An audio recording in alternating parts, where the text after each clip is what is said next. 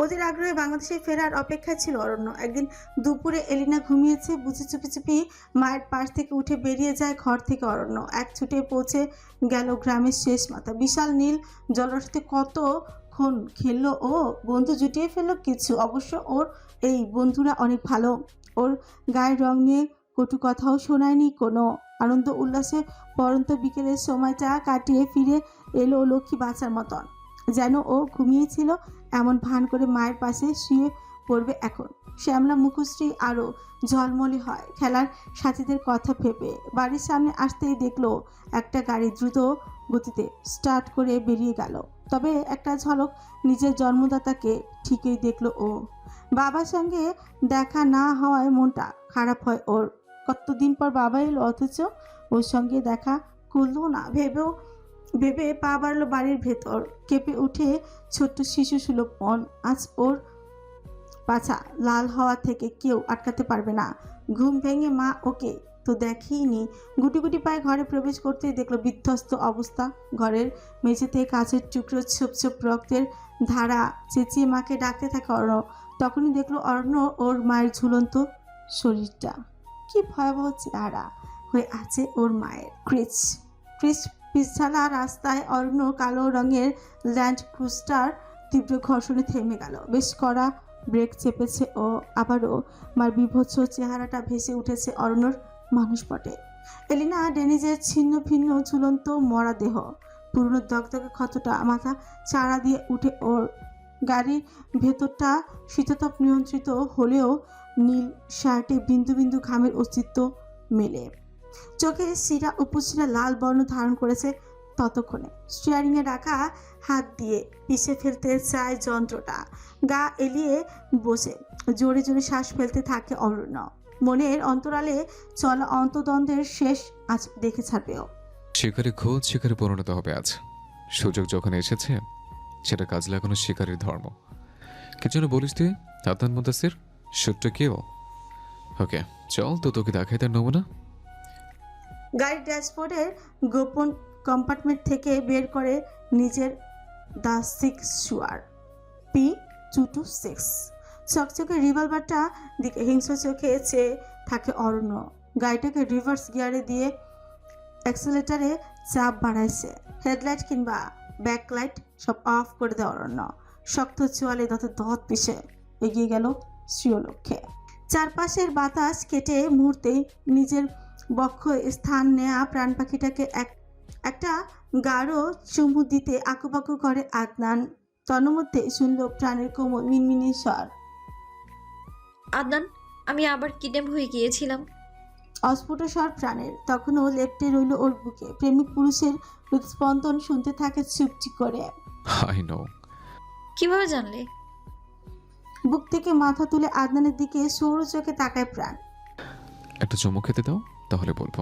মিডেট কণ্ঠে আওড়ায় আদনান। এত অসভ্য কেন তুমি? রেগে আদনানের চুল চেনে দেয় প্রাণ। বিরক্তির শ্বাস চেনে স্বাগতিক করে আদনান। প্রাণ পাখি, I will kiss you so hard you can't even breathe. আমার স্পর্শে তুমি মাতাল হবে আজ। অনুমতির অপেক্ষা করলে আজ আর কিছু কপালে জুটবে না বুঝে আবারও দুই বাহু প্রসারিত করে প্রাণকে নিজের কাছাকাছি এনে অঝর মেলায় আদনান। শুষে নিতে থাকে নিজের প্রাণ ভ্রমরার অঝর সুধা। দিক বেদিক জ্ঞানশূন্য হয়ে দুজনেই ভুলে গিয়েছে রাতের নিস্তব্ধতা কিংবা আসন্ন বিপদের সম্ভাবনা। থমকে যাওয়া হৃদযন্ত্রের গতি বাড়তে থাকে হুড় হুড় করে। এক পর্যায়ে প্রাণ নিজেকে অনুভব করে শূন্যে ভাসমান। অনেক গাড়িটা ওদের কাছাকাছি এলো প্রায় মিনিট 10 ব্যবধানে। নিরাপদ দূরত্বে গাড়িটা দাঁড় করে ওদের দিকে চোখ তুলে তাকাতে বক্ষপিঞ্জর জল করা আগুনে যেন পেট্রোল ঢেলে দিল কেউ। ক্রমেই প্রিয় হয়ে ওঠা সেই নারীকে যখন নিজের শত্রুর অধরে মিশে থাকতে দেখে মনোবল দৃঢ় হয় অরণ্য। রিভলভারটা টার্গেট সেট করে ঠিক আদনানের কপাল বরাবর এবং এক মুহূর্তে অপেক্ষা না করে ট্রিগার চেপে গুলি ছুড়ে দেয় অরণ্য। ঢাকার অদূরে গাজীপুরের কোনো এক নিস্তব্ধ পরিবেশে অন্ধকারের চাদরে নিজেদের আড়াল করে মত্ত হয়েছে আদনান এবং প্রাণ একে অপরের ঠোঁটের উষ্ণ ছোঁয়ায়। বহুদিন পিপাসিত এক প্রেমিক সত্তা দুমড়ে মুছে দিতে চায় প্রেয়সীর নজর অধর। আরও উষ্ণতা ছড়াতে হয়তো নিজের সঙ্গে পিষে ফেলতে চাইছে। বেহায়া পুরুষালী হাতের স্পর্শে আরও উষ্ণতা ছড়াতে প্রস্তুত সে। তবে সেই গুড়ে বালি ঢেলে নিজের সর্বশক্তি দিয়ে আদনানের শক্তপোক্ত বুকে ধাক্কা দিল প্রাণ এবং প্রায় চোখের পলক ফেলতে অস্ফুট আর্তনাদ করে আদনানের বুকে লুটিয়ে পড়ল প্রাণ। চিত্ত চেতনা খুইয়ে প্রেমিকার অধরের ভাঁজে ডুবে থাকা আদনানেরও হুঁশ ফিরল এবার। প্রাণের আর্তনাদ ও নিজেও শুনেছে। তড়িঘড়ি করে প্রাণকে বুক থেকে উঠিয়ে কিছু বলার আগে হাতের তালুতে গরম তরল কিছুর কোনো উপস্থিতি অনুভব করে আদনান চ্যাটচ্যাটে এবং আঠালো এই তরলের আগেও গড়িয়েছে আদনানের সমস্ত কাছের মানুষকে কেড়ে নিয়েছে। আর সেই পরিণতির দিকে এগিয়ে যাচ্ছে প্রাণও। গাড়ির হেডলাইটের আলোয় দেখা মিলল কাঁধের কাছে থেকে চুইয়ে পড়া রক্ত ধারা। বুলেটের আঘাতে সৃষ্টি ক্ষত দেখে অন্তর আত্মা কেঁপে ওঠে আদনানের। হৃৎপিণ্ডটাকেও খামচে ধরল বুঝি ওর। আলতো হাতে প্রাণের গালে চাপড় দিতে দিতে থাকে আদনান। প্রাণ, তোমার কিছু হবে না প্রাণ, আমি হতে দিব না। আদনান, আমি মারা যাচ্ছি। ক্ষীণ স্বরে কথাটা বলে প্রাণ। পকেট থেকে রুমাল বের করে চেপে ধরে ক্ষত স্থানে। অতিরিক্ত রক্তক্ষরণে ততক্ষণে নিস্তেজ হয়ে আসে প্রাণের আর্তনাদ। নিভু নিভু চোখে চেয়ে থাকে আদনানের দিকে। হাত বাড়িয়ে ছুঁয়ে দেয় খড়খড়ে গাল। ব্যথায় অশ্রুসিক্ত প্রাণের আঁখি যুগল ছোঁচ নাড়িয়ে কিছু একটা বলতে চায়, তবে তার আগে জ্ঞান হারল প্রাণ। নিস্তেজ প্রাণের দেহটা বুকে জড়িয়ে হুঙ্কার দিয়ে ওঠে আদনান। আসিফ, সরব। আদনানের গাড়ি থেকে বেশ কিছু দূরে থাকা ওরাও শুনল আদনানের কণ্ঠস্বর। ছুটে এলো দুজনের। আর রক্তে মাখামাখি অবস্থায় প্রাণকে আদনানের বুকে দেখে বুঝতে বাকি রইল না কিছুই। মিনমিনি স্বরে আসিফের প্রাণকে পাজাগুলো তুলে নিতে নিতে অন্ধকার ছেয়ে থাকা রাস্তাটাকে আরো একবার দেখে নিল হিংস্র চোখে আদনান। বিড়বিড় করে বলল, you have to pay for this Aranya Zohair. আমাকে হালকাভাবে নেওয়া তোর উচিত হয়নি। তোর রক্তের চিহ্ন থাকবে না। She is my life. আমার লাইফের প্রতিটা রক্তের ফোটার হিসেব আমি তোর কাছ থেকে নেব, সুদে আসলে নেব। Keep in mind. গাজীপুরের কোন এক হাসপাতালে নিকোষ কালো অন্ধকার কেটে নতুন দিনের সূত্রপাত হলো এক তরুণীর। রাত জাগা ক্লান্তিতে চোখ মুদে আসে তার। হাসপাতালের এক ছোট্ট কামরায় গলায় ছিল স্টেথোস্কোপ, গায়ে সাদা অ্যাপসন একপাশে খুলে রেখে ক্লান্তিতে চেয়ারে বসে টেবিলে দু হাতের মাঝে মাথা রেখে একটু জিরে নিতে চাইছে। পরনে সাদা অ্যাপসন জলজল করছে। ইটালিক যন্ত্রে লেখা ডক্টর অপরূপা ইবনাথ। কালো ওড়নায় গলায় দুই প্যাচ দিয়ে জড়ানো, ওয়াইন রঙা চুলে পনিটেল বাঁধা থাকলেও এখন তা এলোমেলো। ঘটঘটানো শব্দে চলা যান্ত্রিক পাখার কারিশমায় সেগুলো উড়ছে পতাকার ন্যায়। বসে বসেই ঘুমিয়ে পড়েছিল সে। তবে ঘুমের রাজে পাড়ি জমানোর আগেই অ্যালার্মের আওয়াজে উবে গেল তরুণীর সাধের ঘুম। ভয়াবহ গালি জিহবার আগায় চলে এলো। নিজেকে সামলে নিল তরুণী। টেবিল থেকে মাথা তুলে ঘুম চোখে রোজ গোজ রঙা আইফোনের স্ক্রিনে চোখ রাখতেই রাত জায়গা ক্লান্তি বা ঘুমের রেস মিলিয়ে গেল অচিরেই। বাচ্চাদের মতো লাফিয়ে লাফিয়ে চলল সে এক কাপ কফি বানাতে। ব্যাস, তারপরেই সে বেরিয়ে পড়বে ঢাকার উদ্দেশ্যে। অবশ্য তার নিজেকে একটু গুছিয়ে নিতে হবে আর কি। গোলাপি রঙের পাউচ ব্যাগ থেকে একে একে নিজের কেনা স্কিন কেয়ার প্রোডাক্ট বের করে টেবিলে সাজালো অপরূপা। ইন্টার্নশিপের ভয়ে ধকল, প্রায়শই রাতের ডিউটি, সব মিলিয়ে চেহারা জলুস কমে গিয়েছে অপরূপার। তাই তো এত আয়োজন করে বসলো সে। হসপিটালের এক পাশের করিডোর মোটামুটি ফাঁকা। তাছাড়া এই কাক ডাকা ভরে তেমন কেউ আসে না, সেই জন্য এই সাইডেই এলো সে। প্রথমবারই বের করলো একটা মাচা মাঠ মাস্ক। স্ক্রিনের জন্য ভীষণ উপকারী। চেহারার মধ্যে সবুজ রঙের মাস্ক ঘষে ঘষে মেখে নিল অপরূপা। এরপর চুলে হালকা ভিটামিন সিরাম মেখে চুলগুলো খুলে দিল সে। সব শেষে শুষ্ক নিটল ঠোঁট জোড়া ভেজালো লাল লিপ বামে আয়েস করে এবারে বসলো সে। গুনগুনিয়ে কিন্নর কণ্ঠে গেয়ে চলল পুরনো তবে ওর ভীষণ প্রিয় এক গান। তুমি অপরূপা অপরূপা, মায়া ভরা জোছনাতেও তুমি অপরূপা। 10-15 মিনিট অতিক্রম করতেই সারা মুখে জ্বলনি অনুভব করলো অপরূপা। তড়িৎ উঠে দাঁড়াইছে। নিশ্চয়ই মাস্কটা ওর স্ক্রিনে শ্যুট করেনি। ছুটে গেল হসপিটালের করিডোর শেষে মাথায় থাকা বাথরুমের দিকে। মুখটা ধুয়ে ফেলা অতীব গুরুত্বপূর্ণ। মুখের তীব্র জ্বলনিতে অপরূপা ভুলেও গেল ওর অবস্থা। ভোরের আলো সবে ফুটেছে, পুরো আকাশে সবে মাত্র আলোর বিচ্ছুরণ দেখা যায়। সূর্যমামা এখনো অন্তরালেই রয়ে গিয়েছে। উদ্ভ্রান্তের ন্যায় হসপিটালের করিডোরে রাখা একটা চেয়ারে বসে আছে অরণ্য। দীর্ঘ সময় এক ধ্যানে বসে থাকায় গিটে গিটে গিট খিল ধরল ওর। তার মাঝে কোনো হেরফের নেই। চোখ জোড়া লাল বর্ণ ধারণ করেছে ক্লান্তিতে। দৃষ্টিতেই খেলা করছে ভয়ঙ্কর অসহায় তার ছাপ। বারবার তাকিয়ে দেখছে নিজের হাতের দিকে। এতটা পশু ও কিভাবে হয়ে গেল? ওর শত্রুতা আদনানের সঙ্গে, কিন্তু অন্বেষার ক্ষতি কখনো চায়নি অরণ্য। মেয়েটা জানেও না অরণ্যর ওকে কেন চাকরি দিয়েছে। ওর ছোড়া বুলেটের আঘাতে মেয়েটা যখন আর্তনাদ করে লুটিয়ে পড়ল, শুধু অরণ্য জানে তখন কিভাবে নিজেকে সংযত করেছে সে। ছুটে গিয়ে মেয়েটাকে নিজের বুকে লুকিয়ে নিতে মন চাইছিল ওর। বিড়বিড় অন্বেষা, আমায় ক্ষমা করবেন, নাকি সত্যিটা জানলে আপনিও আমায় ছেড়ে চলে যাবেন? স্বাগতিক কোটে হেসে ফেলল অরণ্য। কেমন অপ্রীতিগ্রস্ত সেই হাসে। আপনি আমার কখনোই ছিলেন না অন্বেষা, তবে হৃদয় গহীনে আপনার অস্তিত্ব কায়েম হলো কেন? নিজেকে সামলে রাখতে পারেন না অরণ্য। একটা নজর প্রাণকে দেখার জন্য ওদের গাড়িটা ফলো করে ছুটে এসেছে হসপিটালে। আদনান ওর উপস্থিতি টের পেলে অরণ্যর এতদিনের পরিশ্রম বিফলে যাবে সবটাই জানে অরণ্য। তারপরও অবুঝ মনের অবুঝপনা থেকে মুখ চাপলো মাস্ক। তবে এই মাস্কের বিশেষত্ব হলো ভয়ানক চেহারা আঁকা মাস্কের উপর। একটু দূর থেকে দেখলেই মাস্কের বিষয়টা ধরা পড়বে না, যার কারণে বিভৎস চেহারার কোনো মানুষ বলে ভ্রম হবে সহজেই। এবং মাথায় চাপলো কালো ক্যাপ। রাত জাগার ক্লান্তিতে লাল হওয়া চোখ, ভয়ঙ্কর মাস্ক এবং কালো ক্যাপ পরিহিত অরণ্যকে ভোরের আলো আধারির মধ্যে কোনো ভৌতিক সিনেমার কুখ্যাত চরিত্র বলেই চালিয়ে দেওয়া যাবে অনায়াসে।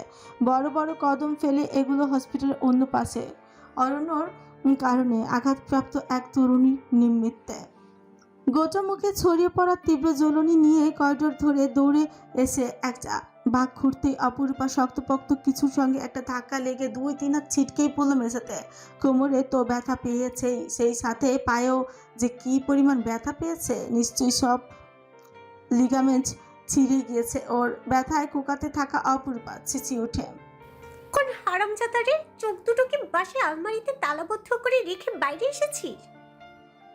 কথাটা বলেই কিসের সঙ্গে ধাক্কা লেগেছে সেটা দেখার জন্য চোখ তুলে তাকাতেই কলিজা চিপ দিয়ে ধরল অপরূপার। ও তো ভেবেছিল কোনো পিলারের সঙ্গে ধাক্কা খেয়েছে। এত শক্ত পিলার ছাড়া আর কি বা এসে দাঁড়াবে মাঝ রাস্তায়। কিন্তু এটা কি? এটা মানুষ তো নাকি আবার অন্য কিছু? চিৎকার করে উঠে অপরূপা। পিচাস পিচাস পিচাস, আসসালামু আলাইকুম। না না, নাউজুবিল্লাহ, না আউজুবিল্লাহ। তোতলানো কঞ্চে পিটপিট করে অপরূপা। অন্যদিকে বিষণ্ণ মনে হেঁটে আসা অরণ্য ধাক্কা খেয়ে হতবিহ্বল হয়ে যায়। ছোটবেলায় টিভিতে ঠাকুমার ছুলিতে দেখা শাকচুন্নিটা ঠিক এইরকমই দেখতে ছিল। সবুজ রঙের মুখ, লাল ছোট আর লাল লাল চুল। শাকচুন্নি? বাই দ্য ওয়ে মিস শাকচুন্নি, ওটা পিশাচ হবে, নট পিচাস। দিবালোকের প্রাককালে অত্যাধুনিক আগ্নেয়াস্ত্রের আঘাতে জ্ঞান হারানো অন্বেষা প্রাণ নামের তরুণীর পুনরায় সংজ্ঞা ফিরে পেল। হালকা করে চোখের পাতা খুলে দেখতে চায় প্রাণ ও কোথায়। কড়া ব্যথানাশক মেডিসিন বা হসপিটালের ফিনাইলের গন্ধে মাথাটা ঝিমঝিম করে ওঠে প্রাণের। পুরো ঘটনাটি আবারও নিজেই মনে করার চেষ্টা করে প্রাণ। আদনানের বুকের উমে নিজেকে হারিয়ে ফেলেছিল প্রাণ। তারপরে অন্ধকার ভেদ করে আসা বুলেট আঘাত করেছিল ওর কাঁধ বরাবর। কিন্তু আসলে কি বুলেটের নিশানা প্রাণ ছিল, নাকি হুট করে নড়াচড়া করার জন্য কেউ নিশানা ছোট হয়েছে? শিউরে উঠে প্রাণ। বুলেটের সামান্যতম হেরফের হলে আদনানের যদি কিছু হয়ে যেত, প্রাণ মরে যাবে। আদনানের কিছু হলে একটু নড়তে চায় প্রাণ, কিন্তু কাঁধের ক্ষততে টান পড়তে ব্যথায় গোঙাতে থাকে ও। ডান হাতটাও নড়াতে পারছে না। বারবার দৃষ্টি ঘুরিয়ে ফিরিয়ে খুঁজে চায় আদনানকে। ওকে অসুস্থ হসপিটালে বেড়ে ফেলে কোন চুলায় আছে সে, নাকি ওকে ফেলে রেখে আবারও পালিয়েছে? একটু আগের মাখো মাখো প্রেম হাওয়া উবে গেল প্রাণের। হনুমান মুখো, আমাকে ফেলে যদি চলে যাও আমি নিজ হাতে তোমায় খুন করব। আদনান চিবিয়ে চিবিয়ে বলতে থাকে প্রাণ। তখনই দরজার বাইরে কারো দপদপ শব্দ পেয়ে সেদিকে তাকিয়েছিল প্রাণ। তখনও রেগে আছে সে, অভিমানে গাল দুটো ফুলে আছে, শুষ্ক ছুটে ভিজে নিল প্রাণ। আরেক দফা ঝগড়াঝাড়িতে প্রস্তুত সে। এক্ষুনি দরজা খুলে আদনান আসবে, একটু জানে প্রাণ। ঠিক সময় মতো দরজা খুলে গেল, ঠোঁটের হাসিটা চড়া হলো প্রাণে। তবে আগন্তুকের মুখোমুখি হয়ে ভরকে গেল ও। বুক ধরফরে উঠছে প্রাণের। প্রাণ মারা গিয়েছে নাকি এখনই মারা যাবে? ভয়ঙ্কর দর্শন এই অবয়ব কি তবে? চোখ বড় বড় করে চেয়েছিল প্রাণ। তখনই মুখের মাছটা সরল আগন্তুক। গ্যাস দাঁতটা ছিলিক দিয়ে সেভাবে হাসলো সে। হাসিতে বিষণ্ণতার রেশ ফুটে উঠছে কেমন যেন, নিষ্প্রাণ হাসি। স্যার আপনি এখানে? হতবিহ্বল কণ্ঠস্বর প্রাণে। মিস অন্বেষা, আমার আশা বারণ। ওকে, আমি চলে যাচ্ছি। বলে চলে যেতে পা বাড়ল অরণ্য। আপনি প্লিজ চলে যাবেন না স্যার, আসুন। এবারে অরণ্য এসে বসলো বেডের কাছে রাখা স্টিলের চুলে। ঠিক আছেন আপনি? বিষাদ মাখা স্বর অরণ্যর ভীষণ অনুতপ্ততার চাপ। আপনি জানলেন কিভাবে আমি এখানে? বাকি কথা সম্পূর্ণ করার আগে প্রাণের কাছাকাছি বসা অরণ্যর পা দিয়ে ঠেলে ফেলে দিল চুলচা। কোমরে গোজা শোয়ার রিভলভারটা বের করে ফেলেছে হোস্টার থেকে। সেফটি লক খুলে মুহূর্তেই বুলেট লোড করে ফেললো। ঘটনাটা অরণ্য ঘটিয়েছে 10 সেকেন্ডেরও কম সময়ে। প্রাণের মনে হলো চোখের পলকে ফেলতেই অরণ্য নিজের ভুল পাল্টে নিয়েছে। আবারও দাঁড়ার সাপের মতো ফুসফুস করছে। তখনই ব্যাপারটা মাথা এলো প্রাণের। আদনান, ঠিকই ধরেছে প্রাণ। কেবিনের দরজায় দাঁড়িয়ে আছে আদনান। বাঁকা হাসিতে হিংস্র লাগছে ওকে দেখতে। আঙ্গুলের ভাঁজে আটকে থাকা রিভলভার ঘুরিয়ে হেঁটে আসে দাঁড়ালো অরণ্যর সামনাসামনি। অরণ্য জোহার ডানিস, তোর সাহসে তারিফ না করে থাকতে পারলাম না। Hats off. Adnan Muntasir Deniz, welcome brother. Long time. তাছাড়া সাহস আমার সবসময় বেশি। তার থেকে ভালো, তোর থেকে ভালো আর কে জানবে? তোমরা কি পরিচিত আদনান স্যার? বাঁকা এসে জবাব দিল অরণ্য। তবে প্রাণের দিকে খেয়াল নেই কারোর। রাগে আদনানের ফর্সা মুখবিরু রক্তিম বর্ণ ধারণ করেছে, কপালের শিরা ফুলে উঠেছে। 1 সেকেন্ডও দেরি না করে দুজনে নিজেদের রিভলভার তাক করছে কপালের মাঝখান বরাবর। তোর শত্রুতা আমার সাথে, আমাদের মধ্যে প্রাণ কিনে মোটেও ঠিক করিস না তুই। তুই কি ভেবেছিস আমি কিছু জানতে পারবো না? She is my heartbeat, my life. আর আমার হার্টবিট আঘাত করে তুই বেঁচে যাবি? No, never. শব্দটা এতই জোরে হুঙ্কার দিয়ে বলল আদনান, গোটা কামড়ের প্রতিধ্বনি হলো ওর কণ্ঠস্বর। আমার টার্গেট অন্বেষা ছিল না। ওর নাম নিজের মুখে আনবি না। কাদের ব্যথা, স্যালাইন চলা, ক্যানোলা সবকিছু উপেক্ষা করে আদনানকে আড়াল করে দাঁড়ালো প্রাণ। স্যার ও ছাড়া আমার কেউ নেই, ওর ক্ষতি করবেন না। বিস্ফোরিত নেত্রে আদনানের জন্য প্রাণের ভালোবাসার বহিঃপ্রকাশ অবলোকন করে অরণ্য। হৃদযন্ত্রের ক্রিয়া কি থেমে গেল ওর? কামরাটার অক্সিজেন সরবরাহ বুঝি কমে গিয়েছে। দুহাতে প্রাণকে আগলে নিয়ে অরণ্যকে লক্ষ্য করে বাঁকা হাসলো আদনান। খেলায় বাজিমাত করার হাসি। আবারও কেবিনের দরজা খুলে কেউ একজন ভেতরে আসার শব্দ পাওয়া গেল। পেশেন্ট কোথায়? বলে চোখ তুলে গান পয়েন্টে থাকা 2 যুবক এবং একজনকে আড়াল করে রাখা ওরই পেশেন্টকে দেখে ফরকে গেল সে। আজ আবার কার পাল্লায় পড়লো অপরূপা? একটু আগে দেখা পেল পিচাস, না পিচাস না পিশাচ হবে। আর এখন আবার গুন্ডাবাস্তান। ঢোক গিলে নিজেকে সংযত করে অপরূপা। আপনারা বাইরে গিয়ে মারামারি করুন, পেশেন্টের বিশ্রাম প্রয়োজন। কেবিনের পরিস্থিতি আজ করে অপরূপার ভীষণ হাসি পাচ্ছে। বিনা টিকিটে সিনেমা দেখে ফেললো আজ। আচ্ছা, একটা গান আছে না, সেখানে কি সেই সিনটা চলছে এখন? বিধি তুমি বলে দাও আমি কার, দুটি মানুষ একটি মনের দাবিদার। আমি পৃথিবীর এই বুকে আগুন জ্বালিয়ে দেব, তুমি যদি আমারই না হও।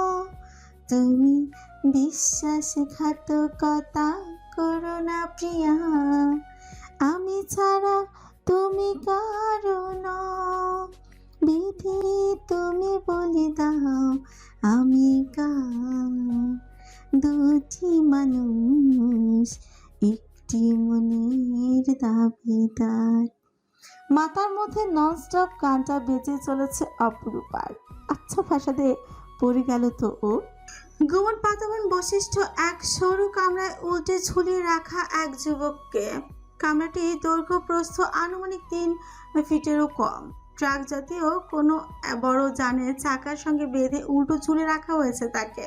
হাত দুটো শিকল দিয়ে বাঁধা। যুবকের শরীরে নেই কোনো সুতার আচরণ। ধীরগতিতে চলছে তার শ্বাস প্রশ্বাস।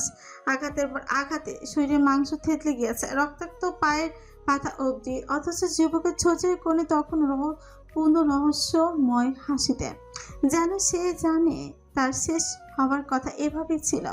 এই তো পিটিয়ে যদি জীবন বাসনা নাও পারে, তবে কয়েক টুকরো করে বুড়িগঙ্গায় ভাসিয়ে দিবে। অপ্রীতিকষ্টের মতো হেসে উঠে যুবক। তবে ছাড়া পেয়েই অন্ধকার কামরার একমাত্র আলো জ্বলজ্বল করে উঠল। সেই সঙ্গে পাওয়া গেল জুতোর মসমম ধ্বনি। কামরার আলোতে পরিষ্কার হয়ে যুবকের মুখয়ব। কঠোর মিলির স্বর দাঁত কিরমিরি গালি দিল ভয়ঙ্কর ভাবে। স্বরটা যুবকের পরিচিত। ঘাড় ঘুরিয়ে তাকায় মেয়েটির দিকে। ভালোভাবেই চিনি সে এই কণ্ঠের মালকিনকে, কক্সবাজারের এসপির মেয়ে। ফ্ল্যাশব্যাকের মতো যুবকের চোখে ভেসে ওঠে এসপির মরাদেহের কয়েক টুকরো করে নালায় ফেলার দৃশ্য। আহ মাখন, তোমার নরম ঠোঁট দিয়া গালি দিলে হইব? এই দিন তোমারে যে এত মন ভরে নাই। আমারে নিয়ে আইসো কেন আবার? থাকতে পারো না আমারে ছাড়া? আমার উঠে গেছে, মিঠাই দিতে চাও? তোর জানের ভয় নেই? শীতল ছান্দার স্বর সেই তরুণী। জানের বয় এই সাব্বির করে না মাখন, নইলে এই কান্দায় এই আইতই না। আমারে কইরা যখন আইসস মাখন, তয় হাত পায়ের বান্ধন খুইলা দাও। এই দিনের থেকে আরো বেশি তো তোমারে হেব্বি কয়টা স্টাইল শিখছি। আসো মাখন, খুইলা দেও তোমারে আরেকবার। চুপ। ইলেকট্রনিক শক দেওয়ার তারটা নিয়ে মেয়েটি চেপে ধরে সাব্বিরের গোপনাঙ্গে। তীব্র ব্যথায় আর্তনাদের করে ওঠে সাব্বির। শক দেয়া বন্ধ করতে জিহ্বা উল্টে আসে সাব্বিরে। লালা গড়িয়ে পড়ে এক কোণ বেয়ে। অথচ এত কিছুর মধ্যেও ফিচেল হাসতে ভুলে না সে। আমার বাবা তোদের সব শর্ত মেনে নিয়েছিল, তারপরও আমার বাবাকে তুই মেরে ফেলেছিস না? এত সহজ মরণ তুই পাবি না, তোকে আমি তিলে তিলে মারবো। তোমার বাপ বেইমানি করছিল মাখন। আর একবার ওই নামে আমাকে ডাকলে আজই তোর শেষ দিন হবে, মনে রাখিস। আমারে মাইরাই ফালাও মাখন, সে আইলে তুমিও বাঁচবা না। আর যারে নিয়া তুমি এত ফাল পারতেছ হেও বাঁচত না। তয় তোমার একটা গোপন কথা কই মাখন, হাজার হোক তোমারে আমি আরাম পাইছিলাম। মন দিয়া শুনবা কিন্তু। আমার বাপ আইসা পড়ছে বুঝলা, তার পুলার খোঁজ নিতে সে আইবই। তোমারে ছাইরা দিলেও আমার গরুরে কিন্তু ছাড়তো না মাখন। কথাগুলো বলে আবারও জ্ঞান হারায় সাব্বির। হসপিটালের পুরনো যান্ত্রিক পাখার ঘর ঘর আওয়াজ ব্যতীত কেবিনে থাকা বাকি 4 জন দোপেয় মনুষ্য প্রজাতির শুধু মাত্র শ্বাস প্রশ্বাসের আওয়াজ ঠাওর করা যাচ্ছে। দুজনই জাত শত্রু মুখোমুখি দাঁড়িয়ে নিজেদের বহু পুরনো হিসেব বরাবর করতে প্রস্তুত। তবে শত্রু হলেও তারা যে রক্ত সম্পর্কীয়, তাই হয়তো একটু আলাদা রকম টান আছে তাদের মধ্যে। যত শত্রুতা থাকুক তাদের মধ্যে, রক্তের টান প্রখরতা উপেক্ষা করা যায় না। গোটা ধরনী তলে তাদের দুজনেরই যে কেউ নেই। সবাই হারিয়েছে পরিস্থিতির বেড়াজালে কিংবা ষড়যন্ত্রের আড়ালে। আপনারা বাইরে যান, পেশেন্টের বিশ্রাম প্রয়োজন। মুখশ্রীতে গভীরতা এনে কথাটা বলেও ভেতরে ভেতরে কৌতূহল এবং মিটমিট করে হেসে চলেছে অপরূপা। তবে এতটুকু অনিশ্চিত, এখানে থাকা কেউ গুলি চালাবে না। এমবিবিএস চলাকালীন বেশ কিছু সাইকোলজির বই পড়েছে অপরূপা। এক্ষেত্রে দুজনেই কেউ নিজের হিংস্র সত্তা মেয়েটির সামনে জাহির করবে না। এরা কিছুক্ষণ দাঁড়িয়ে ডায়লগ দিয়ে চুপচাপ কেটে যে কোনো একজন কেটে পড়বে। এখন কোনটা কেটে পড়বে সেটাই দেখার বিষয় অপরূপার কাছে। মস্তিষ্কের স্নায়ুকোষ তখনও বাংলা ছবির বিধি তুমি বলে দাও আমি কার গানটা ক্রমাগত বেজে চলেছে। কিভাবে যে নিজের হাসি চেপে রেখেছে অপরূপা শুধু ও নিজেই জানে। তখনই চোখে পড়ল নোংরা মেঝেতে গড়াগড়ি খাওয়া কালো ক্যাপ এবং মাস্কের দিকে। সবটা রিভার্স অসমোসিস পদ্ধতিতে পরিশোধিত জলের মতো পরিষ্কার হয় ওর কাছে। সকালেই সেই পিশাচ তবে সামনে দাঁড়ানো কালো শার্ট পরা ছেলেটা আর মভ রঙের পেছনে ছোট ঝুঁটি বাঁধা ছেলেটা ওর প্রতিদ্বন্দ্বী। আবারও কড়া স্বরে বাইরে যেতে বলে প্রাণকে আদনানের থেকে সরাতে উদ্যত হয় অপরূপা। দু হাতে আদনানকে জাপটে ধরে প্রাণ করুণ স্বরে অরণ্যকে উদ্দেশ্য করে বলে, স্যার প্লিজ আপনি চলে যান। যাব, তার আগে কিছু সত্যি আপনার জানা প্রয়োজন অন্বেষা। আমি কোনো কিছুই জানতে চাই না স্যার। কড়া স্বরে কথাটা বলতেই ব্যথায় কিংবা কড়া জোরে ডোজের ওষুধের কারণে মাথাটা ঘুরে উঠছে প্রাণের। আগলে নেয় আদনান। প্রাণের সামনে আমি নিজের আসল চেহারা দেখাতে চাই না। চলে যা আমার সামনে থেকে, নয়তো আজই তোর শেষ দিন। ঘেরে দিয়ে যাবো এখানে। Get lost from here. আদনানের হুঙ্কার অপরূপা এবং প্রাণ দুজনে কেঁপে উঠল হুট করে। অপরূপার মনে হলো সামনে দাঁড়ানো কালো শার্ট পরা ছেলেটা এখনই বলবে, চলে যাচ্ছি, তবে আমি ফিরবো। তোর বিনাশ আমি নিজ হাতে লিখবো। অপরূপার ভাবনাটা শেষ হওয়ার আগে অর্ণর পাল্টা হুঙ্কার শোনা যায়।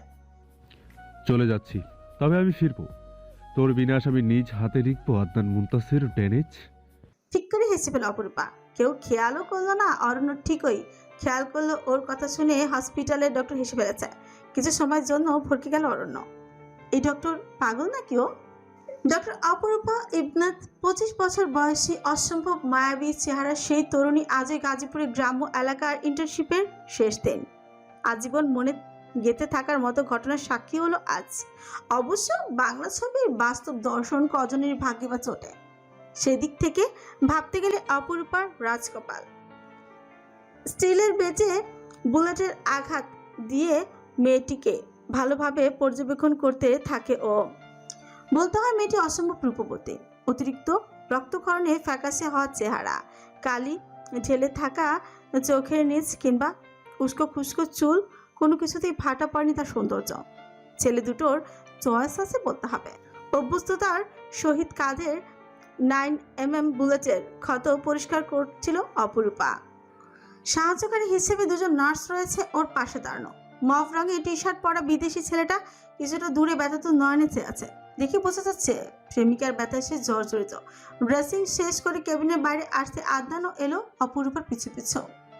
প্রাণ এখন কেমন আছে ডক্টর ইবনাথ? আগে করে ভিনদেশি একটা লোকের মুখে পরিষ্কার বাংলা শুনে অস্বস্তি লাগলো অপরূপার। গত রাতে জরুরি বিভাগে ডিউটিতে ও ছিল। পেশেন্টকে নিয়ে এই লোকের হম্বিতম্বিতে ওয়ার্ড বয় নার্সের রীতিমতো ঘাম ঝরেছে। কতগুলো অস্ত্রধারী বডিগার্ড নিয়ে ঘুরেছে সে। কণ্ঠস্বর ভীষণ গম্ভীর। ঈগল দৃষ্টিতে যেভাবে পরখ করছে অপরূপাকে, যেন ও যদি এখন কোনো দুঃসংবাদ দেয় তাহলে এখানেই অপরূপার কেস ডিসমিস। নিজেকে গুছিয়ে নিয়ে ডক্টর রুমে বসলো অপরূপা। আপনি পেশেন্টের রিলেটিভ? হয়েছে ডক্টর, পেশেন্টের সুস্থ হতে কতটা সময় প্রয়োজন? ঠান্ডা গলায় প্রশ্ন করে আদনান। আপনি পেশেন্টের রিলেটিভ? পুনরায় প্রশ্ন করে শান্ত দৃষ্টিতে তাকায় অপরূপা। যেন তুমি যত যাই যদু মধু কদু হও না কেন, আমার প্রশ্নের উত্তর তোমাকে আগেই দিতে হবে। আমার ফ্রেন্ড। মনে মনে আদনকে ভেঙালো অপরূপা। আমার ফ্রেন্ড একটু আগে বন্দুক যুদ্ধ করে এখন বলে ফ্রেন্ড? আমরা কি ঘাস খাই নাকি রে বলো? তবে ওর মুখশ্রী দেখে বোঝার উপায় নেই মনে মনে কি ভাবছে অপরূপা। আপনি ওনার বাসায় ইনফর্ম করুন মিস্টার মুনতাসির। ওনার গার্ডিয়ান ছাড়া আমি কাউকে ইনফরমেশন দিতে পারি না। হসপিটালের কিছু নিয়ম নীতি রয়েছে। তাছাড়া কাল রাতে পুলিশ কল না করলেও আজ করতেই হবে। হয়েছে ডক্টর। তাতে দাঁত চেপে ডক্টরস রুমে থাকা হলদেটে পেপার ওয়েটটা ঘোরাতে ঘোরাতে প্রশ্ন করে আদনান। আদনানের হম্বিতম্বি অদ্ভুত গলার স্বর দেখে ভয় পেল অপরূপা। এইসব মাস্তানদের সঙ্গে পেরে উঠবে না ও। তার চেয়ে ফ্রেন্ডের খোঁজ খবর নিয়ে আপত্তিদায় করা যাক। পেশেন্ট এখন ঠিক আছেন, বুলেট ওনার কাছ হয়ে বেরিয়েছে, তেমন বড় কোনো ইনজুরি নেই। She will be fine 2 or 3 days। Thanks doctor. কথাটা বলে বেরিয়ে এলো আদনান। প্রতিমধ্যে দেখা হলো সরবের সঙ্গে। ওর কাছে আসছিল সরব। সবসময়ের মতো ওই কাছাপুছু ভঙ্গে দেয়। মালিবাগ থেকে আসবার উঠিয়েছে সরব। Yes chief. আর জাহাজের ব্যবস্থা করতে বলেছিলাম। ইয়েস চিফ, কিছু সময়ের মধ্যেই সবকিছু তৈরি হয়ে যাবে, ওরা পথেই আছে। গুড। যাবার আগে সরবের কাজ চাপড়িয়ে দিল আদনান। গেল। চিফ, আপনার জন্য শেরওয়ানি আনতে বলি। মিনমিনে স্বরে কথাটা বলে চোখ দুটো খেচে বন্ধ করে নেয় সরব। এসব বাড়াবাড়ি কৌতূহলের জন্যই তুর্কি মেয়ের সঙ্গে ইটিস পিটিস সবার আগে অক্কা পাবে সে। আদনানের মাঝে হেলদোল দেখা গেল না, রেগেও গেল না, বরং সামান্য সরবের কথায় সামান্য হেসে জায়গাটা থেকে প্রস্থান করে আদনান মুনতাসির। কড়া ঘুমের ওষুধের প্রভাবে ক্ষত স্থান ড্রেসিং করার পরপরই ঘুমিয়ে পড়েছিল প্রাণ। আবার চেতনা ফিরে আসতে নিবু নিবু চোখে আদনানের খোঁজ করলো। কাঁধের ব্যথাটাও কম মনে হচ্ছে এখন। নিচ থেকে উঠে বসলো। আদনানও এলো সেই সময়। ঠোঁটের কোণে সূক্ষ্ম হাসিটা বিস্তৃত হলো প্রাণকে দেখে। ফিচেল হেসে এগিয়ে এলো। হ্যালো প্রাণ পাখি, ইউ ওকে? ব্যথা নেই তো আর? তুমি এখনো যাওনি? আমার আশেপাশে তোমাকে আমি সহ্য করতে পারছি না আদনান। ফুরফুরে মেজাজের খেয়ে হারালো আদনান মুহূর্তে। ইদানিং কেন যেন মেজাজ ধরে রাখতে পারে না ও। কিছু হলেই দিয়াশলাইয়ের কাঠির ন্যায় জ্বলে উঠছে। কপালে পড়ে থাকা চুলগুলোকে দুহাতে পেছনে ঠেলে দিয়ে ধীর পায়ে এগিয়ে গেল সে প্রাণের কাছাকাছি। অনেকটা কাছাকাছি, যতটা এলে একে অপরের নিঃশ্বাসের ওঠানামা অনুভব করা যায়। বেডের হাতলের সঙ্গে চেপে ধরে আদনানকে কপালের সঙ্গে কপাল চেকিয়ে রাখে আদনান। তোমার অপেক্ষার অবসান আসন্ন প্রাণ। দীর্ঘ 6 বছর যে প্রতীক্ষার প্রহর আমি গুনেছি, তোর পেছে প্রতিটা মুহূর্ত, প্রতিটা ক্ষণ, সে প্রতীক্ষা শেষ হবে। Will be mine, my life. কথার প্রত্যুত্তরে কিছু বলার আগে দরজার টোকা শোনা যায়। প্রাণকে ছেড়ে একটু দূরে সরে বসে আদনান। এর পরপরই আসিফ এবং সরব দুজনই একসঙ্গে নিজের কেবিনে দেখে কপাল কুঁচকে আদনানের দিকে তাকায় প্রাণ। ম্যাডাম, আমাকে চিনতে পেরেছেন? আমি সরব। এখন ঠিক আছেন ম্যাডাম? এই 2 নমুনা তবে তোমার চেলা? এরাই আমাকে কিডন্যাপ করেছিল। বলতে থেমে গেল প্রাণ। পরপর চেঁচিয়ে ওঠে, ওর কিডন্যাপের পেছনে আদনান জড়িত? ইঁদুরের বাচ্চা, তুই আমাকে কিডন্যাপ করিয়েছিলি? সামনে থাকা আসিফ সরবকে পুরোপুরি উপেক্ষা করে আদনানের চুল টেনে দিয়েছে প্রাণ। খুব খুব করে কেসে উঠে আসিফ। আন্ডারওয়ার্ল্ডের বাঘা বাঘা মাফিয়ারা যার ভয় কেঁপে ওঠে, সেও কিনা ডোমেস্টিক ভায়োলেন্সের শিকার। আহারি, চুল টানা খেয়েও চিফ জেনিস নির্বিকার। এই তো কিছুদিন আগেও রাশিয়ান এক ছুটকে অস্ত্র ব্যবসায়ীদের হাতের আঙুল কেটে দিয়েছে আদনানের কথা না শোনার জন্য। সরব তখনও ঘোরের মধ্যে রয়েছে। এটাও কি দেখলো? পুরুষ বাইরে যতই বাঘ মামা সেজে থাকুক, বউয়ের কাছে এলেই ইঁদুর হয়ে যায়। All set Asif? Yes chief, ওনারা বাইরে অপেক্ষা করছেন। ওকে, ওনাদের একটু খাতির যত্ন করো, বিয়ের মেহমান বলে কথা। ওরা বেরিয়ে যেতে আবারও প্রাণের কাছাকাছি গেল আদনান। কে যেন বলছিলাম আমি প্রাণ পাখি? একদম প্রাণ পাখি বলে ডাকবেন আমায় আদনান। জো হুকুম মহারানী, আপনার আদেশ। আদনান মুনতাসিরের সদা শিরোধার্য। কথা না পারিয়ে বিছানা থেকে উঠে দাঁড়ানোর চেষ্টা করে প্রাণ। উঠে দাঁড়ানোর কয়েক সেকেন্ড নিজেই উষ্ঠে অনুভব করে বেপরোয়া এক যুবকের হতবাক খাওয়ার সময়টাও পেল না প্রাণ। প্রেমিকার উষ্ঠে ডুবতে থাকা আদনান থামলো বেশ খানিকটা সময় পর। ততক্ষণে বেড়েছে দুজনের শ্বাসের গতি। আমার হয়ে যাও প্রাণ, আরো একবার। গ্রীষ্মের মেঘাচ্ছন্ন এক সকাল, অর্থাৎ ধরণী হতে 93 মিলিয়ন মাইল দূরে থাকা মর্তাণ্ড মশায়ের মেজাজ খুবই বেশি তেতে নেই। পেঁচা তুলোর ন্যায় আকাশে ভেসে বেড়ানো মেঘের আড়ে নিয়ে লুকোচুরি খেলছে বারংবার। ধূপ ছায়ায় এক অপ্রার্থিব খেলায় মেতেছে তারা। ঠান্ডা ঠান্ডা মিষ্টি সকালে ডক্টরস রুমে নিজের থেকে জিনিসপত্র গুছিয়ে বের হলো অপরূপা। শেষবারের মতো হাসপাতালে থাকা পেশেন্টদের এক নজরে খবরাখবর নিয়ে গাজীপুর ইন্টার্নশিপে লেখা চুকিয়ে ঢাকায় ফেরার জন্য প্রস্তুত অপরূপা। বেরোনোর আগে নিজেকে পরিপাটি করলো অপরূপা। ওয়াইনরাঙা চুলগুলোকে কড়া শাসনে টেনে ক্লাচারে আটকে নিল। রাতভর হাসপাতালে ডিউটিরত পোশাকটাও পাল্টে ফেলল। সব সময় নিজের সঙ্গে বাড়তি কাপড় রাখে অপরূপা। সাদা কালো মিশেলে কুর্তি এবং গলায় পেঁচিয়ে নিল সাদা ওড়না। চোখ ভর্তি করে কাজল এবং ঠোঁটে ভেজালো নোট শেডের লিপস্টিকে। হাসপাতালের চেনা পরিচিত ওয়ার্ড বয়, নার্স, ক্লিনার সবার কাছে থেকে বিদায় নিয়ে চলে আসার পর অপরূপার মনে হলো গত রাতের বুলেট ক্ষত নিয়ে ভর্তি হওয়া পেশেন্টের সঙ্গেও দেখা করা উচিত ওর। যে ভাবা সেই কাজ। তস্ত্র পায়ে হেঁচে এগিয়ে গেল ডক্টর অপরূপা ইবনাথ। প্রাণীর কেবিনের কাছে আসতেই অপরূপা দেখল অস্ত্রধারী বডিগার্ডদের মুখটাকে এমন করুণ বানিয়ে রেখেছে যেন দীর্ঘদিন কোষ্ঠকাঠিন্য রোগে আক্রান্ত তারা। সবসময় 2 নম্বর কাজের চাপ লেগেই থাকে, অথচ ওয়াশরুমে যেতেই পারে না। আহারি, ভীষণ ব্যথিত হয় সে। শেষ বয়সে এসে এই লোকগুলো অস্ত্রের নানাবিধ সমস্যার সম্মুখীন হবে ভেবে একটু কষ্টও পেল। তবে কেবিনের বাইরে দাঁড়িয়ে থাকা সফেদ পাঞ্জাবি, লাল সাদা মিশেলে রুমাল এবং কালো পেশারি টুপি পরিহিত বয়স্ক লোকটাকে আগাগোড়া ভালোভাবে দেখে নেয় অপরূপা। লম্বা দাড়ির আড়ালে অসহায় মুখভ এবং কাঁচুমাচু ভঙ্গিতে দাঁড়িয়ে আছেন তিনি। বারবার এদিক ওদিক তাকিয়ে পালানোর রাস্তায় খুঁজে চলেছেন বোধ হয়। লোকটাকে দেখে মনে হচ্ছে মেঝেতে হাত পা ছড়িয়ে গড়াগড়ি দিয়ে এক্ষুনি কেঁদে দিবেন। হাতে ধরা বাঁশ কাগজে মোড়ানো নীলরঙা মোটা খাতা দেখে ঠোঁট টিপে হাসে অপরূপা। বুঝতে আর বাকি রইল না পরবর্তীতে এখানে কি ঘটতে পারে। কেবিনের কাছাকাছি গিয়েও ফিরে এলো সে। মনে মনে বিদেশি বডিগার্ড পালা মাস্তানটা নতুন জীবনের জন্য শুভকামনা জানিয়ে দ্রুত প্রস্থান করে। আদনানের কথার মর্ম উদ্ধার করে গরম তেলের কড়াইয়ে পানি পড়ার মতো ছেদ করে উঠছে প্রাণ।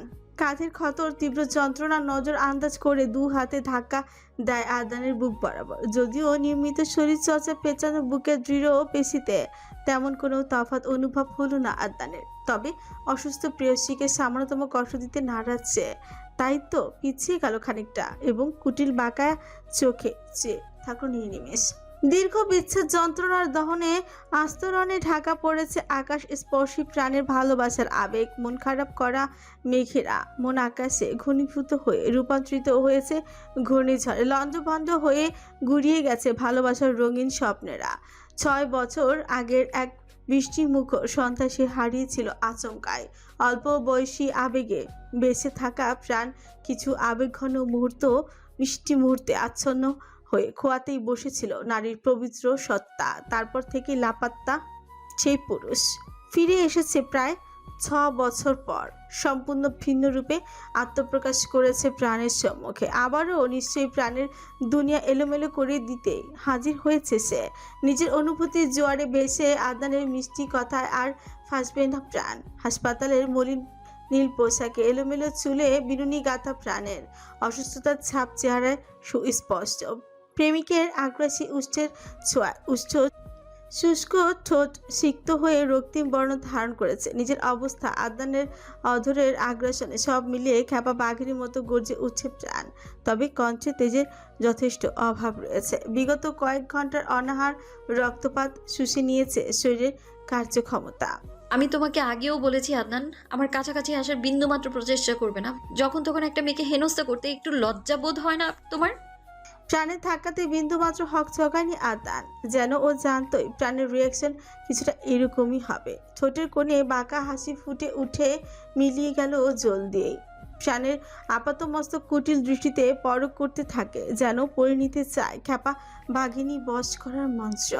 অতঃপর অনেকটা সময় চিরুনি ছোঁয়া না পাওয়া ঘাড় ছেড়ে নেমে যাওয়া চুলগুলোকে 2 হাতে পেছনে ঠেলে বুকের সঙ্গে হাত বেঁধে দাঁড়িয়ে ক্লান্ত শ্রান্ত প্রেয়সীর আদুরে মুখ বিররে লেপ্টে থাকা মুগ্ধতা গিলে নিতে থাকে গোগ্রাসে। ঘন হাসকি স্বরে প্রাণের কথার প্রত্যুত্তর করে আদনান। তবে সুদর্শন মুখ বিররে মেকি কাঁচুমাচু ভঙ্গি ফুটিয়ে রেখেছে। কুল ডাউন বাঘিরে, রেগে যাচ্ছেন কেন? আমি ভয় পেয়ে যাচ্ছি তো।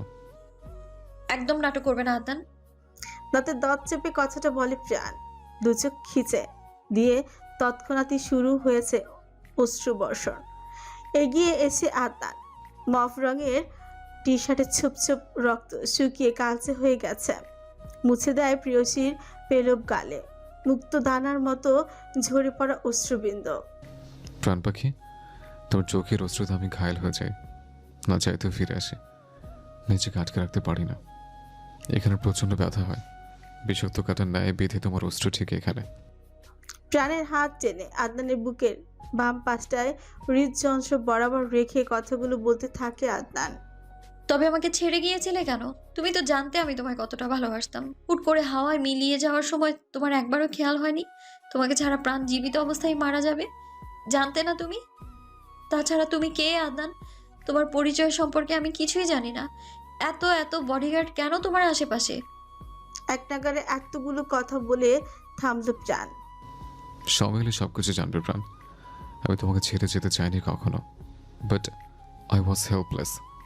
তোমার সেফটির জন্য আমি বাধ্য হয়েছিলাম। কিসের সেফটি? একদম উল্টাপাল্টা গল্প বানাবে না আদনান। আঙুল উঁচিয়ে শাসায় প্রাণ। প্রাণের উঁচিয়ে রাখা আঙুলের দিকে যে বাঁকা হাসে আদনান পিড়পিড়ে বলে উঠছে। মাথা মোটা। আমার কথা মন দিয়ে শুনবে প্রাণ পাখি। তোমাকে পাখি বলে ডাকি বলে সারাক্ষণ পাখির মতো কিচিমিচি করবে না। আমি অকালে আমার শ্রবণ শক্তি হারাতে চাই না। আমি তোমার কথা শুনতে বাধ্য নই। চলে যাচ্ছি আমি। তোমার কথা তুমি নিজেই শোনো। কথাটা বলে চলে যেতে নেয় প্রাণ, তবে বেশি দূর যেতে পারে না। তার আগেই স্বাভাবিকভাবেই বাধা পড়ে আদনানের বাহু জোরে। কাজী সাহেব এসে অপেক্ষা আছেন প্রাণ। এদিকে কনে পালিয়ে যায়, তবে আমার বিয়ে আটকে যাবে না। বিয়ের অভাবে আমি শুকিয়ে কাঠ হয়ে যাচ্ছে। রাতে ঘুম আসে না, কাজে মন বসে না, খেতে পারি না। কার বিয়ে? হতবিহ্বল হয়ে প্রশ্ন করে প্রাণ। আমার। স্বাভাবিক গলায় উত্তর দেয় আদনান, যেন ওর বিয়ে খুবই স্বাভাবিক বিষয়। প্রতিদিনই অনায়াসে 2-3টা বিয়েই করে সে। তোমার বিয়েতে আমার কি কাজ? আবার আমার কাছাকাছি এসেছো? ছাড়ো আমায়। তোমার না বিয়ে, বউয়ের কাছে যাও। আদনানের বাহুডোরে হতে নিজেকে ছাড়ানো প্রাণপণে চেষ্টা চালাতে থাকে প্রাণ, তবে বৃথায় গেল সব প্রচেষ্টা। ঝিমঝিম করে ওঠে প্রাণের শরীর, আর কানের কাছাকাছি অনুভব করে আদনানের উষ্ঠের ছোঁয়া। সেই সঙ্গে ফিসফিস করে উঠে সেই ঘন হাস্কি কণ্ঠস্বর। বউয়ের কাছে তো আছে প্রাণ পাখি। আমি শ্শ্। আর কোনো কথা বলার সুযোগ দেয়নি আদনান। ঠোঁটের উপর চেপে ধরেছে ওর হাত। তোমরা বাংলাদেশিরা বিয়েতে শাড়ি পরো, তাই না? আজ পরবে। কতদিন তোমাকে শাড়িতে দেখি না। মনে আছে স্কুলে তুমি শাড়ি পরেছিলে? আমি তোমাকে বিয়ে করব না আদনান। আর স্কুলের কোনো কথা আমার মনে নেই। ওকে। কাজ ঝাঁকিয়ে কথাটা বলে প্রাণকে ছেড়ে দিয়ে উচ্চস্বরে চেঁচিয়ে উঠে আদনান। ভীষণ ভারী এবং গম্ভীর সেই কণ্ঠস্বর। আসিফ, সরব। আদনানের ডাক ছাড়ার 2-3 সেকেন্ডে হাজির হলো ওরা। চিপ। আজবারকে আসতে বলো। কোমরের কাছে গুজে রাখা রিভলভার বের করে নিজস্ব কায়দায় ঘোরাতে থাকে আদনান। তুমি আমার বাবাকে ধরে এনেছো? তোমার বাবা ছাড়া বিয়ে হবে? শ্বশুরমশাই নিজ হাতে তার মেয়েকে আমার হাতে তুলে দেবেন। আজবার সাহেব প্রাণের কেবিনে আসতে চমকে গেলেন। তিনি কোনোভাবেই মেয়েকে আশা করেননি এখানে। যদিও নূর জাহান কাল রাত থেকে বেশ কিছু কটু কথা শুনিয়েছিল ওনাকে প্রাণের রাতে বাড়ি না ফিরে যাওয়া নিয়ে, অথচ ওনার মেয়েটা এই হাসপাতাল অসুস্থ অবস্থায় পড়ে আছে। মেয়েকে নিয়ে ওনার নিজের মনও বিষিয়ে উঠেছে। তাই তো গত রাত থেকে লাপাত্তা মেয়েকে একটিবারও খুঁজতে যাননি তিনি। ওয়েলকাম শ্বশুরমশাই। জামা তো পছন্দ হয়েছে? অবশ্য পছন্দ হবারই কথা। আপনার জামা তো সুন্দর আছে। আপনাকে কিন্তু আমার বিন্দুমাত্র পছন্দ হয়নি শ্বশুরমশাই। আদনানের কথায় পাত্তা দিল না আজবাহার। প্রাণকে উদ্দেশ্য করে বলল, প্রাণ শেষমেশ তোর মায়ের কথাই সত্যি হলো। এই গুণটা নিয়ে আমারে ধরে এনেছিস তুই। তুই আমার নিজের মেয়ে বলে পরিচয় দিতেই লজ্জা লাগছে। নিজের বাপকে ভাড়াটে মাস্টান দিয়ে অপমান করাবি জানলে তোর মায়ের সঙ্গে তোকেও মেরে ফেলতাম। কথাটা বলেই চমকে গেল আজবাহার। এত বছরের গোপন কথা এভাবে মুখ ফসকে বলে ফেলবে নিজেও ভাবেনি সে।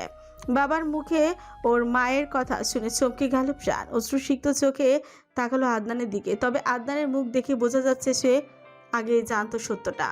তুমি আমার মাকে মেরে ফেলেছো? হ্যাঁ, এবার তুইও মরবি। বলে আদনানের হাত থেকে রিভলভারটা ছিনিয়ে নিতে গেলে সৌরভ এবং আসিফ দুজনে মিলেই চেপে ধরে আজবাহারকে। মুরব্বি মুরব্বি। আজবাহারকে উদ্দেশ্য করে সৌরভ বলে ওঠে। অন্যদিকে সৌরভের রসিকতায় আসিফও উৎসাহ পেল। সোনামণি নতুন কিচ্ছু বোঝে না। আজবাহারের গাল চেপে কথাটা বলে উঠে আসিফ। আসিফ, গম্ভীর স্বর আদনানের। ব্যাস, ওদের রসিকতা হাওয়ায় উবে গেল। চিপ। এটাকে কিছু স্পেশাল ট্রিটমেন্ট দিয়ে ছেড়ে দাও। নিজের জন্মদাতার পৈশাচিক কর্মকাণ্ডের সত্যিটা জানতে পেরে কান্নায় ভেঙে পড়ে প্রাণ। তবে তার আগে সামলে নেয় আদনান। আমার হয়ে যাও প্রাণ, দুনিয়ায় তুমি ছাড়া আমার আর কেউ নেই। কেউ না, আমি কথা দিচ্ছি তোমাকে জীবনের শেষ রক্তবিন্দু দিয়ে হলেও তোমার সুরক্ষার ব্যবস্থা করব। যে কোনো বিপদ আসার আগে আমার লাশ। আদনানের বাকি কথা শেষ করতে দেয় না প্রাণ, লেপ্টে যায় ওর বুকে। ম্যাডামি প্রাণ। প্রাণের বয়স তখন সবে 10। হুট করেই অসুস্থ হয়ে পড়েন ফাহমিদা বেগম। হাসপাতালে যাওয়ার পর নানাবিধ টেস্ট করে ধরা পড়ে ক্যান্সার এবং অল্প সময়ের মাঝেই তিনি ইন্তেকাল করেছিলেন। এত বছর যাবৎ তাই জানতো অন্বেষা প্রাণ, অথচ আজ সমস্ত সত্যিটা দিঘির স্বচ্ছ জলের মতো পরিষ্কার। ক্যান্সারে আক্রান্ত হয়ে নয়, ফাহমিদা বেগমের মৃত্যু হয়েছিল বিষক্রিয়ায়। নিজের স্বামী এবং আপন বোনের ষড়যন্ত্রে প্রাণ হারিয়েছেন তিনি। আজ বাহার নিজ মুখে স্বীকারোক্তি দিয়েছে একটু আগে। এই বাবার জন্যই ফিরোজা বেগমের শত কটুকথা উপেক্ষা করে ওদের বাড়িতে পড়ে থেকেছে।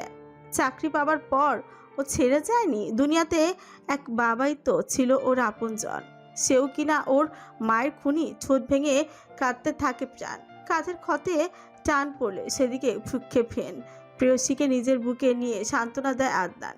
মাথায় হাত বুলিয়ে বোঝাতে চায় আদনান আছে তো ওর জন্য। হাঁটু মেরে মেঝেতে বসেছিল প্রাণ। প্রাণকে আগলে নিতে আদনানও বসল। প্রাণ, আমি আছি তো, নিজেকে সামলাও। আছি শেষ, আর কোনোদিন তোমার চোখ থেকে পানি ঝরবে না। কে চাও তুমি বলো? আজ বাহারের জীবন। ওকে, তাই হবে। বলে রিভলভারটা প্রাণের হাতে ধরিয়ে দিল আদনান। এতক্ষণে হুঁশ ফিরল প্রাণের। নিজের হাতে চকচকে ধাতব আগ্নেয়াস্ত্রটা দেখে চমকে উঠে। এত ওজন এই জিনিসটার। হাতে ধরার আগ মুহূর্তে অবধি প্রাণ জানতো না রিভলভারের এত বেশি ওজন। কিন্তু এটা ওর হাতে আদনান দিল কেন? ওর বাবাকে খুন করার জন্য? আবারও আদনানের বাহু ডোরে হতে নিজেকে ছাড়িয়ে উঠে দাঁড়ায় প্রাণ। ছুঁড়ে ফেলে দিল রিভলভারটা। তোমার এত অধপতন, শেষমেশ আমাকেও তার মতো খুনি বানাতে চাইছো? কোষে একটা চড় দেওয়ার জন্য নিষ্পিস করে প্রাণের হাত, তবে নিজেকে সংযত করে প্রাণ। তুমি কাঁদছিলে? তাই তুমি আমাকে দিয়ে খুন করাবে? বাহ! তোমার কিচ্ছু করতে হবে না প্রাণ, ওসব আমার উপর ছেড়ে দাও। কান্নাকাটি বন্ধ করো, শাড়ি পরে তৈরি হও। আজ আমার বিয়ে, বলে গিয়েছ? শাদি মোবারক আদনান মুনতাসির ডেনিস। আমি চলে যাচ্ছি, তোমার বিয়ে তুমিই করো। উচ্চ শব্দে হেসে ফেলল আদনান। তোমাকে মিসেস প্রাণ পাখি, নেকা মোবারক। I am so excited. You know, I have some unfinished business to take care of. সেজন্য বিয়েটা আমাকে করতেই হবে। আনফিনিশড বিজনেস ভাবাচাকা খেয়ে জিজ্ঞেস করে প্রাণ। মানে? সে বৃষ্টির সন্ধ্যা তুমি আমি কাছাকাছি এসেছিলাম অনেকটা, তোমার মনে নেই? ওটা শুধু ট্রেলার ছিল ডার্লিং, আনফিনিশড ট্রেলার। পুরো সিনেমা বাকি রয়ে গেছে প্রাণ পাখি।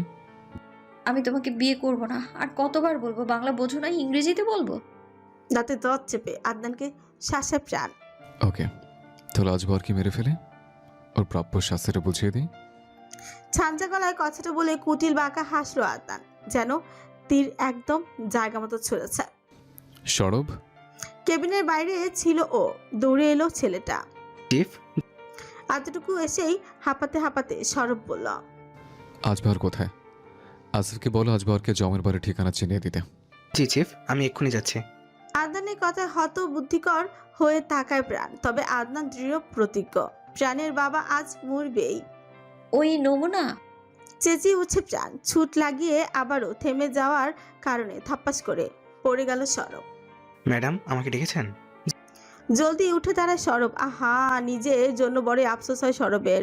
ওর জীবনটা দৌড়াদৌড়িতেই কেটে যাবে। অতিরিক্ত পরিশ্রমে যৌবন নষ্ট হবে। বউকে আদর করতে পারবে না তখন।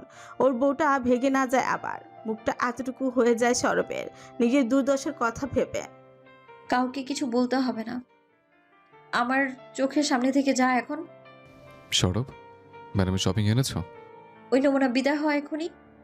সরবকে উদ্দেশ্য করে আবারও চেঁচালো প্রাণ। অসহায় ভঙ্গিতে আদনানের দিকে তাকায় সরব।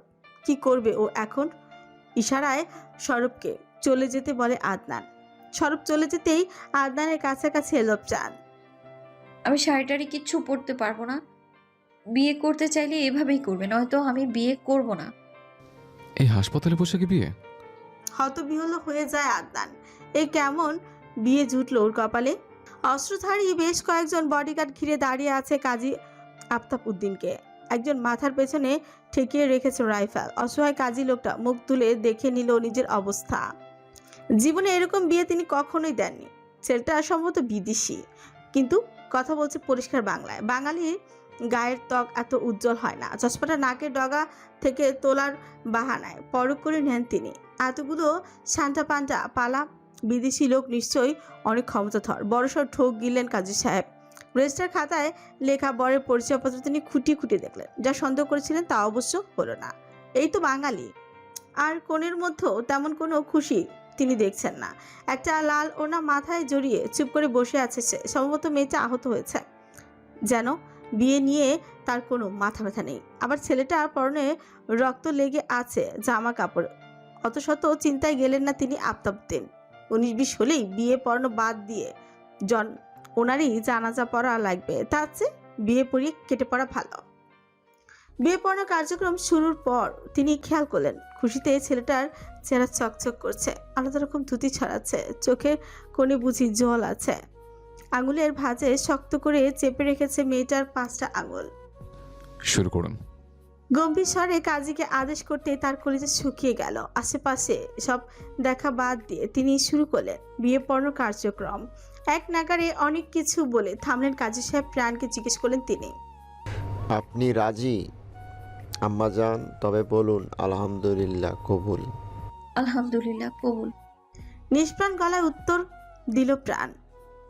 এরপরে আদনানের পালা এলে 1 সেকেন্ডও সময় অতিবাহিত করে না আদনান, যেন কথাটা জিহ্বার ডগাই ছিল। কবুল কবুল কবুল। শুনশান সড়কে পিছলা রাস্তাটার এক পাশ দিয়ে এগিয়ে যাচ্ছে সাদা গাড়িটা।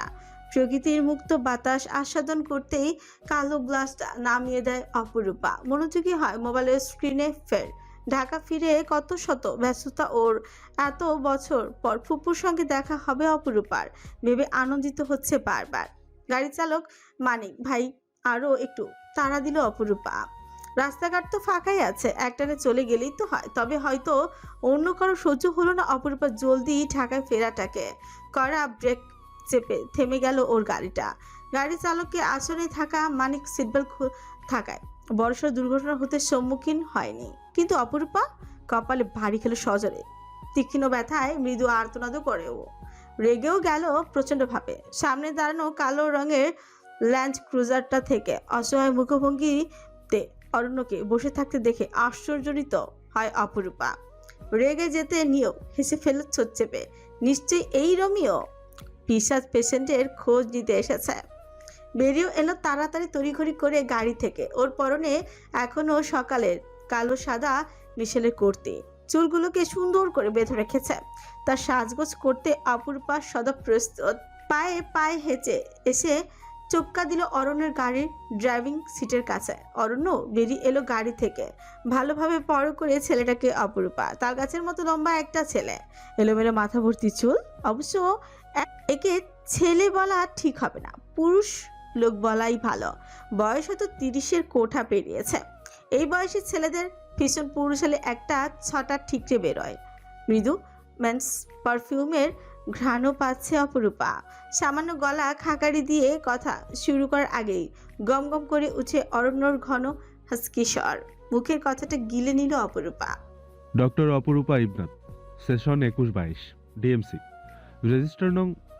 এক নাগারে অপরূপার পরিচয় পর্ব গড় গড় করে পড়ে ফেলার আগে অরণ্যকে থামিয়ে দিল। 2 হাত বুকের সঙ্গে বেঁধে গাড়িতে ঠেস দিয়ে দাঁড়িয়ে কথাগুলো বলতে থাকে অরণ্য। পিশাচ সাহেব একটু ব্রেক নিন। আমি রেজিস্টার নাম্বার, সেশন কিংবা নিজের নাম কোনোটাই ভুলে যাইনি। আপনি মাঝ রাস্তায় দুর্ঘটনা ঘটিয়ে আমাকে এসব মনে করাতে এসেছেন। মাথাটা দেখি প্রেমিকার বিরহে পুরোটাই আউট।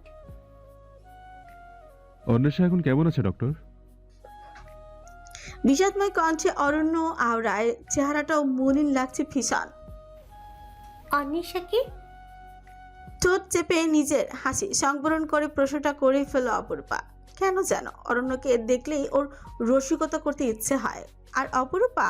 ইবনাথ সর্বদা নিজের ইচ্ছেকে প্রাধান্য দেয়। চোখ সরু করে অপরূপাকে দেখে নেয় অরণ্য।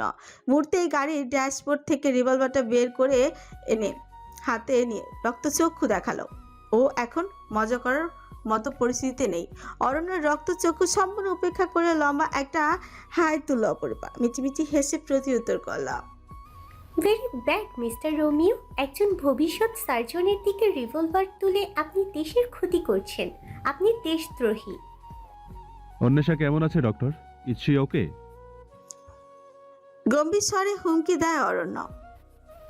লো ভ্যালোসিটি গুড। উনি 2-1 দিনে সুস্থ হয়ে যাবেন আশা করা যায়। বুলেট ওনার কাছ হয়ে বেরিয়েছে। প্রচণ্ড রক্তক্ষরণে তিনি জ্ঞান হারিয়েছিলেন। উনি ঠিক আছেন এখন। মিস্টার মুনতাসির ওনাকে সময় মতো হাসপাতালে এনেছেন। এক শ্বাসে কথাগুলো বলেই থামলো অপরূপা। Thanks doctor. কাটকাট জবাব অরণ্যর। আদনানের নাম শুনতেই শক্ত হয়ে উঠল ওর চোয়াল। হনহনিয়ে আবারও গাড়ির কাছে ফিরে গেল ও। এই যে মিস্টার রোমিও, আমার কাছে একটা খবর আছে। Maybe it's the bad news for you. শুনবেন? অপরূপার মিষ্টি কণ্ঠে পিছু ফিরে তাকায়। উৎসুক নয়নে কপাল কুঁচকে জানতে চায় আবার কোন নিউজ সে দিতে চায়। আপনি কোনো ব্যাড নিউজ দিতে চাইছেন? তবে অপরূপার মধ্যে হেলদোল দেখা গেল না। শটান দাঁড়িয়ে ঠোঁট চেপে হাসতে থাকে অরণ্য দিকে চেয়ে। বিরক্ত হয় মেয়েটার খামখেয়ালি পনায়। এমনিতেই মেজাজটা চটে ছিল। অপরূপার হেয়ালি যেন তাতে ঘি ঢালো। বহু কসরত করে নিজেকে সংযত করলো অরণ্য। এই পাগল মেয়ের ভবিষ্যৎ স্বামীর কপালে দুঃখ আছে। ভবিষ্যৎ পুরুষ জাতি বড়ই ধৈর্যবান। সূর্য তেতে ওঠা অরণ্যর কপালে বিন্দু বিন্দু ঘামের অস্তিত্ব দেখা যায়। আয়রন নষ্ট হওয়ায় কুঁচকে থাকা কালো শার্ট, নীল জিন্সের প্রশস্ত বক্ষপোষী শক্ত চোয়াল এবং শ্যামলা মুখশ্রীর ত্রিশার্থ যুবককে লাগছে ঠিক গ্রিক মিথোলজিতে বর্ণিত কোনো দেবতা। শুধু গায়ের রংটা সামান্য চাপা যুবকের, তাতে যেন আরো ব্যক্তিত্ববান সে। খুঁচিয়ে খুঁচিয়ে অরণ্যকেই দেখছিল অপরূপা। আপনি কি হেয়ালি করার জন্য দাঁড় করিয়ে রেখেছেন? আচ্ছা, আপনার যে মাথায় প্রবলেম আছে জানেন? অবশ্য পৃথিবীর বড় বড় ডক্টর বেশিরভাগই পাগল ছিলেন অতিরিক্ত পড়াশোনা করার কারণে। আপনি তো না পড়তেই পাগল হয়েছেন ডক্টর। আপনি আসলে ট্রিটমেন্ট করতে জানেন তো? অর্ণর করা অপমানে ফুঁসে উঠছে অপরূপা। তাতে দরজে পায় আঙুল দেখিয়ে শাসায়। সরি বলুন জনাব রোমিও, নয়তো আমি চললাম। পরে তো বাপ্পারাজের গান গেয়ে বেড়াবেন। মাথা পাগল, নিজের ট্রিটমেন্ট করিয়ে নিন ডক্টর। কথাটা বলে লম্বা একটা শ্বাস টেনে আবারও পা বাড়ায় অরণ্য। পাগলের সঙ্গে মাঝ রাস্তার প্রলাপ বকে লাভ নেই। ঝগড়ুটে রোমিও, নিউজটা আপনার জন্য গুরুত্বপূর্ণ ছিল। হ্যাঁ। আবারও রিভলভার বের করে অরণ্য সূর্যের তাপে চিকচিক করে ওঠে অস্ত্রটা। বলুন, কিন্তু নিউজটা যদি আমার জন্য গুরুত্বপূর্ণ না হয় তখন? 6 shooter revolver, fully loaded, 9mm calibre, made in USA. Target miss করে না সহজে। Cool mister Romeo, cool. বারবার ভায়োলেন্ট মোডে চলে গেলে তো বিপদ। আমি আপনার শুভাকাঙ্ক্ষী, কিন্তু তার আগে আমাকে সরি বলুন। Why I should say sorry to you mad doctor? বাঁকা হেসে প্রশ্ন করে অরণ্য। আপনি এত ঝগড়ুটে কেন? প্রথমত আপনি আমার গাড়িতে ধাক্কা দিয়েছেন, না মানে দিতে চেয়েছেন। আমার দিকে রিভলভার তাক করেছেন এবং সব থেকে গুরুত্বপূর্ণ পয়েন্ট, আমায় মাথা পাগল বলেছেন। আপনার উচিত নাকে খত দিয়ে আমার কাছে ক্ষমা প্রার্থনা করা। আমি নেহাত ভালো মানুষ, তাই শুধু সরিতে কাজ চালিয়ে নিব। এখন আপনার উপর নির্ভর করছে। কাউকে সরি বলার অভ্যাস নেই আমার। দম্ভ নিয়ে উত্তর করে অরণ্য। অভ্যাস করুন রোমিও সাহেব। তারা দিয়ে তেরা উত্তর অপরূপার। আর একবার আমাকে রোমিও বললে আপনার খবর আছে ডক্টর। রিভলভার ঘুরিয়ে পেঁচিয়ে দেখতে থাকে অরণ্য। জি ঠিক বলেছেন। এতক্ষণে আপনি আর রোমিও নেই, আপনি এখন দেবদাস, বাংলার বাপ্পারাজ। মানে? শিউ উঁচিয়ে হতবিহ্বল হয়ে চেয়ে থাকে অরণ্য। পাগল ডক্টরের মতিগতি বোঝার চেষ্টা করে। মানে সরি বলুন আমায়, বাংলা বোঝেন না ন্যাকা রোমিও? ধমকে উঠে অপূর্বা। সরি বললে যদি এই মাথা পাগল মেয়ের খপ্পর থেকে রক্ষা পাওয়া যায় ভেবেই বিরক্ত হয় ও। সরি? কোনো রকমে উচ্চারণ করে অরণ্য। কে মিস্টার রোমিও? শুনুন, অন্বেষার বিয়ে হয়ে গিয়েছে এতক্ষণে। ওই যে বিদেশি ছেলেটার সাথে বন্দুক যুদ্ধ করলেন না, আমি দেখে এলাম বিয়ের তোড়জোড় চলছে। চলি তবে। এবার আপনি একটু গান গেয়ে বেড়ান। দেখুন পাশে সারি সারি গাছপালা, একটু সামনে এগোলে নদীও পাবেন। নদীর তীর ধরে বুক চাপড়ে কাঁদবেন কিন্তু। গানের রিলিক্স মনে আছে তো? কোনো প্রবলেম নেই, আমি মনে করিয়ে দিচ্ছি। প্রেমের সমাধি ভেঙে মনের শীতল ছেড়ে পাখি যায় উড়ে যায়। Are you serious doctor? ভাঙা স্বর অরণ্যর। আর কোনো কথা না বলেই কেটে পড়ল অপরূপা। এত ঝগড়ুটে লোক ও জীবনও দেখেনি। মেয়েদের মতো ঝগড়াঝাটি করছে সমান তালে, আবার প্রেমিকার বিয়ের সংবাদ দেয় ওকেই না আবার টপকে দেয়। যা বেটা, বাংলার নতুন বাপ্পারাজ বুক ফাঁসিয়ে কান্নাকাচি কর।